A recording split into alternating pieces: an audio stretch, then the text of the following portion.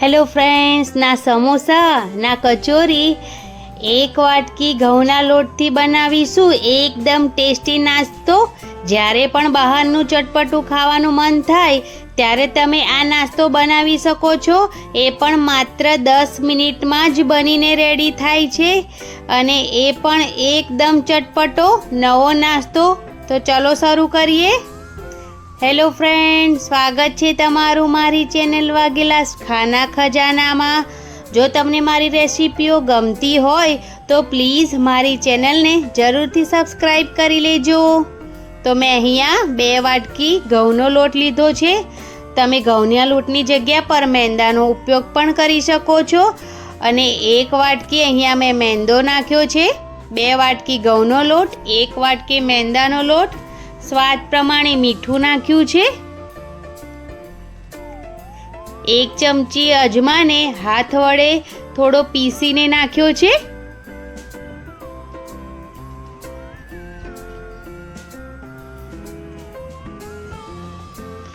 મોણ માટે 1 ચમચી ભરીને તેલ નાખ્યું છે.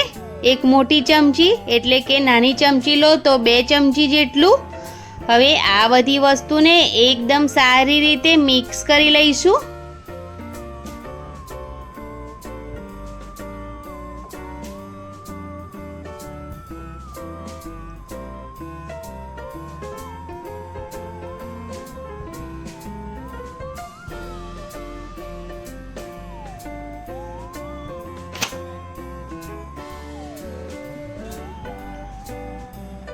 તો બસ એકદમ સારી રીતે મિક્સ થઈ ગયો છે લોટ.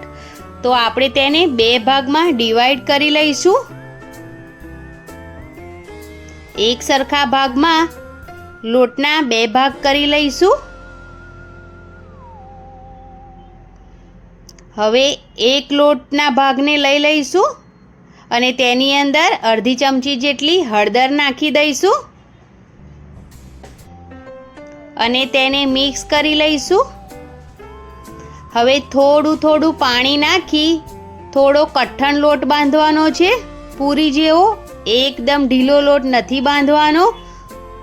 તો તેને મિક્સ કરી એકદમ સારી રીતે લોટ બાંધી લઈશું. બસ આ જ રીતે.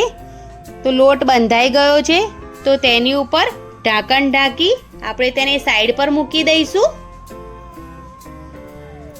અને બીજા ભાગનો લોટ લઈશું અને તેની અંદર મેં અહીંયા પાલકની પ્યુરી નાખી છે. પાલકને મિક્સર જારમાં એકદમ સારી રીતે પીસી લીધી હતી.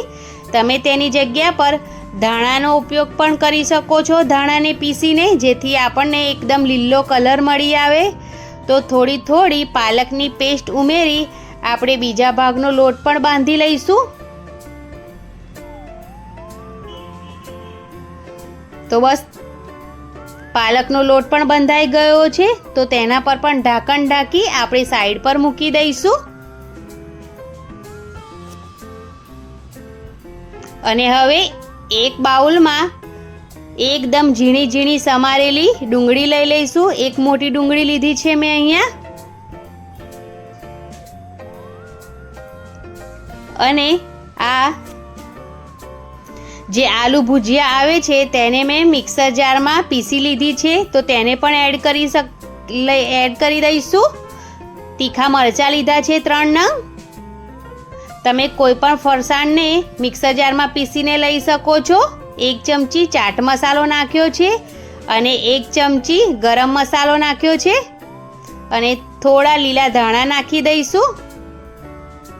જે તમારી પાસે ફરસાણ પડ્યું હોય તેને મિક્સર જારમાં પીસી લઈ તમે તેનો ઉપયોગ કરી શકો છો. અને આ બધી વસ્તુને એકદમ સારી રીતે મિક્સ કરી લઈશું. આપણે અત્યારે મીઠું નથી નાખવાનું. જો અત્યારથી મીઠું નાખી દઈશું તો ડુંગળી તેનું પાણી છોડી દેશે. તો બસ એકદમ સરસ પેસ્ટ રેડી થઈ ગઈ છે આપણી આ. તો બસ હવે આપણે પાલકના લોટનો એક લુઓ વાળી લઈશું, મીડિયમ સાઈઝનો.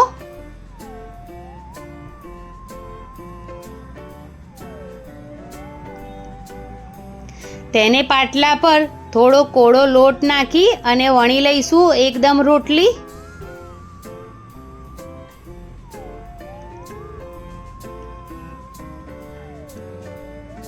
લોટ નાખવાથી કોળો એકદમ આસાનીથી ફટાફટ રોટલી વણાઈને રેડી થઈ જશે, તળિયે ચોંટશે પણ નહીં. તો બસ આપણે પાલકની રોટલી વણીને રેડી કરી લીધી છે. તો હવે તેને સાઈડ પર મૂકી દઈશું અને બીજા ભાગનો જે આપણે હળદર નાખીને બાંધેલો લોટ હતો તેમાં પણ સેમ લૂવો લઈશું અને તેને પણ કોળો લોટ છાંટી અને પાટલા પર તેની પણ એટલી જ રોટલી બનાવી લઈશું જેટલી આપણે પાલકની રોટલી બનાવીને રેડી કરી છે તેટલી જ. બંને રોટલી સેમ જ વણીને રેડી કરવાની છે, એક જ સરખી. નાની મોટી બિલકુલ નથી કરવાની આપણે આ રોટલીને, એક સરખી જ રાખવાની છે. એટલે તમે બંને લુવા એક સરખા જ લેજો જેથી રોટલી પણ એક જ સરખી વણીને રેડી થાય.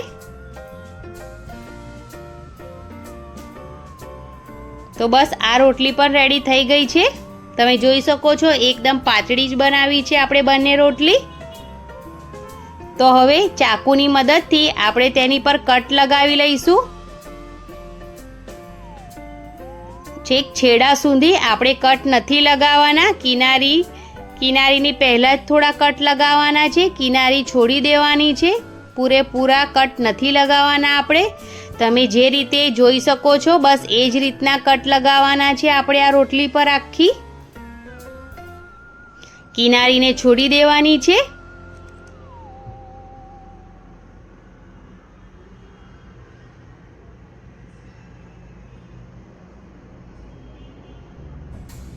તો બસ મેં આખી રોટલી પર કટ લગાવી દીધી છે. તો હવે તેની પર થોડું પાણી છાંટી દઈશું.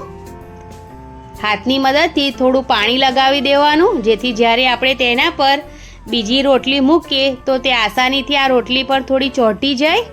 તો હવે તેની પર પાલકની રોટલી મૂકી દઈશું આપણે.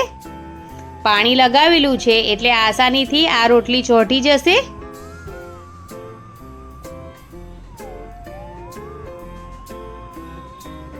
અને હવે જે આપણે ડુંગળી અને ફરસાણની જે પેસ્ટ બનાવીને રાખી છે તેને આપણે તેની ઉપર નાખી દઈશું અને તેને આખી રોટલી પર ફેલાવી દઈશું. ડુંગળી એકદમ ઝીણી જ કાપવાની જેથી તમે જ્યારે તેને ગોળ ગોળ વાળો ત્યારે એકદમ આસાનીથી વળી જાય. એકદમ સરસ રીતે આખી રોટલી પર આપણે આ પેસ્ટને લગાવી દેવાની છે જેથી જ્યારે આપણે આ નવો નાસ્તો ખાઈએ ત્યારે પેસ્ટ પણ આપણી એકદમ સરસ મોઢામાં આવે. અને તેની પર થોડું મીઠું ભભરાવી દીધું છે મેં. અને હવે તેને આપણે એક સાઈડથી છેડો ઉઠાવી એકદમ ગોળ ગોળ વાળી લઈશું. એકદમ ધીરે ધીરેથી, એકદમ આરામથી વળી જશે, એકદમ ગોળ ગોળ. થોડું થોડું દબાવી પ્રેસ આપતા જઈશું અને થોડું ગોળ ગોળ વાળતા જઈશું તેને.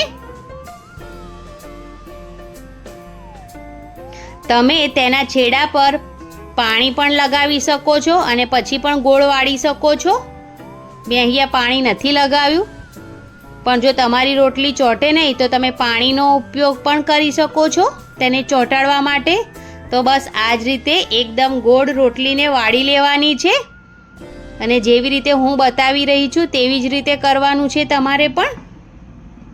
તો ચારે બાજુથી રોટલીને ચોંટાડી દેવાની છે અને પછી એકદમ ગોળ વાળી દેવાનું છે.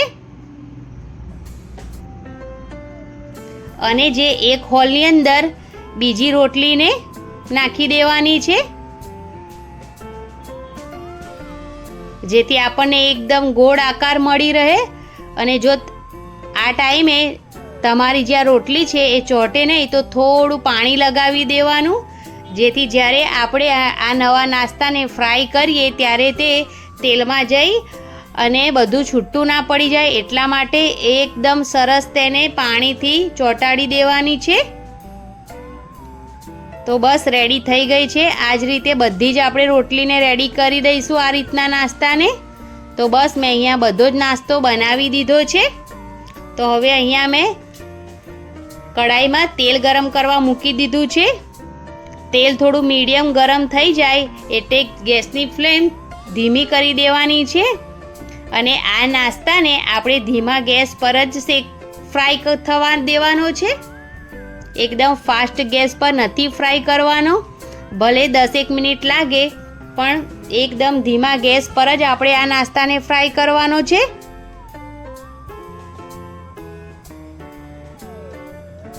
અને 1 મિનિટ માટે આપણે તેને વગર ચમચો મારે જ ફ્રાય થવા દેવાનું છે.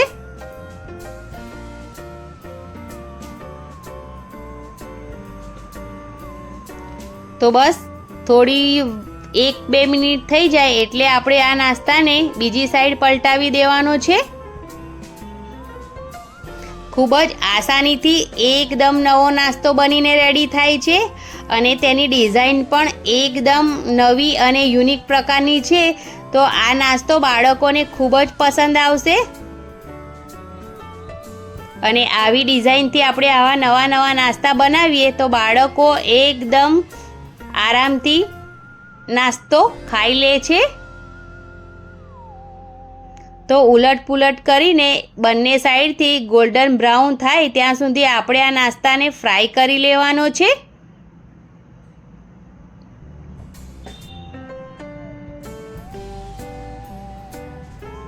તો બસ 7 મિનિટમાં જ એકદમ સરસ નાસ્તો ફ્રાય થઈ ગયો છે. તો આપણે તેને એક ડીશમાં કાઢી લઈશું.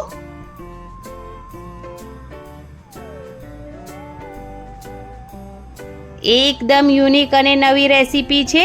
તમે જરૂરથી ટ્રાય કરજો અને એકદમ આસાનીથી બની જાય છે. વધારે ટાઈમ પણ નથી લાગતો. સમોસા કચોરી પણ તમે ભૂલી જશો જો એકવાર આ રીતે આ નાસ્તો બનાવશો તો. તો બસ અહીંયા આપણો આ નવો નાસ્તો રેડી થઈ ગયો છે.